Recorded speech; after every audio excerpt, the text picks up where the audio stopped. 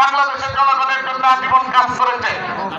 আজকে আমরা যারা দেশনেত্রী বেগম খালেদা জিয়াকে ভালোবাসি, আমরা যারা দেশনেত্রী বেগম খালেদা জিয়ার আদর্শকে ধারণ করি, তাকে অবসানে দেশনেত্রী বেগম খালেদা জিয়া এবং তারেক জিয়ার মনোনীত প্রার্থী হল শেখ রুহুল ইসলাম রবি ভাই। আমরা যদি আগামীবারে রবি ভাইকে ধানের শীর্ষে ভোট দিয়ে নির্বাচিত করি, তাহলে দেশনেত্রী বেগম খালেদা জিয়ার প্রতি আমাদের শ্রদ্ধা জানানো হবে। আমরা যদি বিপুল ভোটে রবি ভাইকে নির্বাচিত করে সংসদে পাঠাই, দেশনেত্রী বেগম খালেদা জিয়া যে আমৃত্যু যে সংগ্রাম করেছে সেই সংগ্রাম সফল হবে। আপনারা কি সবাই রবি ভাইকে ভোট দিবেন? সবাই হাত তুলে দেখিয়ে দেন।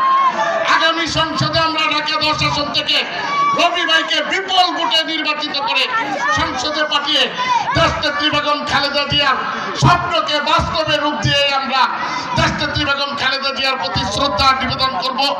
এবং আপনারা সবাই যখন নামাজ পড়েন সবাই দোয়া করবেন আমাদের নেত্রীকে যেন আল্লাহ পাক রব্বুল আলামিন জান্নাতুল ফেরদৌস নসিব করেন।